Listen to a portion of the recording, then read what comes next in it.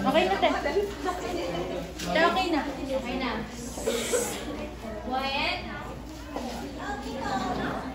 Buhayin. Okay na, nakapay.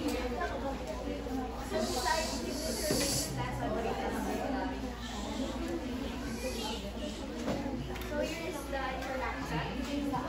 A design literature-based lesson plan is an educational strategy that uses literary texts such as stories, books, novels, or plays as a central concept around which lessons are built. This type of lesson plan is carefully crafted to align with educational objectives while engaging students in meaningful and relatable experiences. It encourages critical thinking, comprehension, and analytical skills by prompting students to explore themes, characters, and narratives in depth. So, bakit nga ba importante yung deciding literature-based lesson plan? It's important because nade-develop ito yung critical thinking skills ng bata and kumbaga nagkakaroon sila ng ability to analyze the characters, themes, and the symbolism in a story. And also, nade-develop din dito yung empathy and cultural understanding ng isang bata. Na-appreciate nila yung iba't ibang perspective ng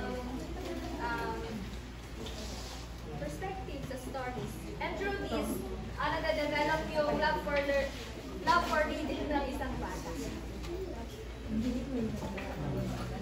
So here is the definition of text.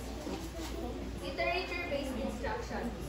Educational approach that uses literary text as the primary medium for teaching. This method emphasizes the use of real-world literature to teach reading and comprehension skills, moving away from the traditional visual readers. So dito is gumagamit yung mga teachers ng actual literary works instead sa scripted textbooks so that the students will be interested and makarelate sila sa pagbabasa. Ang example nito is yung historical events to human experience. Lesson plan.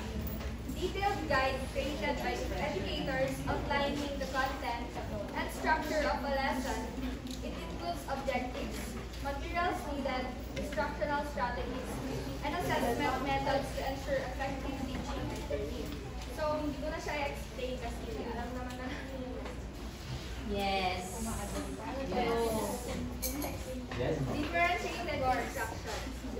Teaching philosophy that advocates for planning and executing varying approaches to content, process, and product based on students' diverse needs, interests, and learning styles. So dito naman is para siyang learner-centered. Kasi nakabase siya sa needs ng mga students. And alam naman natin na yung mga student is may iba-iba silang background. And yung one-size-fits-all na method is hindi siya effective na gamitin kasi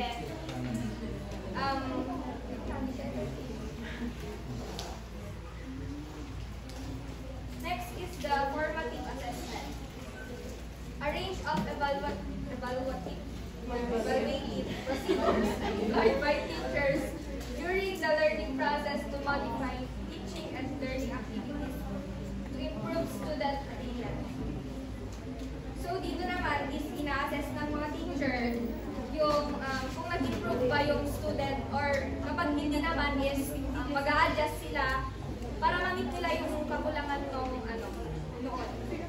Ang example na activities na pwede natin ibigay sa kanila is yung after ng pagtuturo natin is magbibigay tayo ng short quiz or yung thumbs up and thumbs down.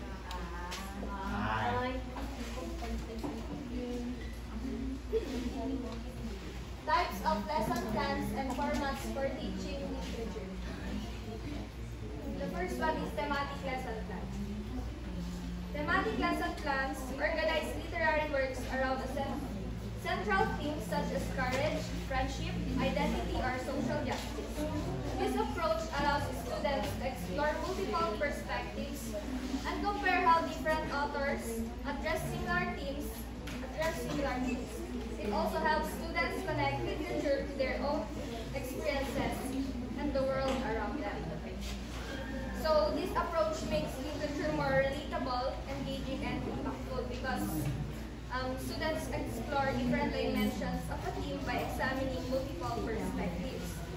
Dito rin is nade-develop rin yung empathy nila and yung na-enhance rin yung analytical skills nila. Ang example dito is yung poem ni Rudyard Kipling entitled Tip. The next one is genre-based lesson plans. This format focuses on specific literary genres such as poetry, drama, historical fiction, or science fiction. It helps students understand genre conventions, structures, and stylistic elements, enabling them to appreciate different forms of literary expression. So by exploring different genres is natututunan ng mga students na i-appreciate yung various forms of literary expression. And they become more flexible readers and writers. Ang flow nito is yung parang sa day 1, ang ituturo ng teacher is yung haiku. Sa day 2 is yung sonnet. Sa day 3 yung free verse. Sa day 4 yung spoken word poem. So last is the author study lesson plans. An author study dwells into the life, writing style, and thematic preoccupations of a particular author. This approach helps students recognize an author's unique voice and recurring motifs while exploring historical and cultural contexts that influence the writing. Dito naman is yung students learn about the background experiences ng author. Ang example na nakalagay dito is yung si author na si Roald Dahl. Ito yung lesson flow niya. First yung introduction. Sa introduction, nakapaloob dito yung life niya and yung experience niya sa World War II. The second is the reading and analysis. So here are the selected texts. So week 1, Charlie and the Chocolate Factory. Sa week 2, Matilda. Sa week 3, the BFG. Sa week 4 naman is yung poems from revolting rhymes. The third flow is the comparative analysis. Magbibigay ng activities and yung connection sa historical and cultural context. Tapos lastly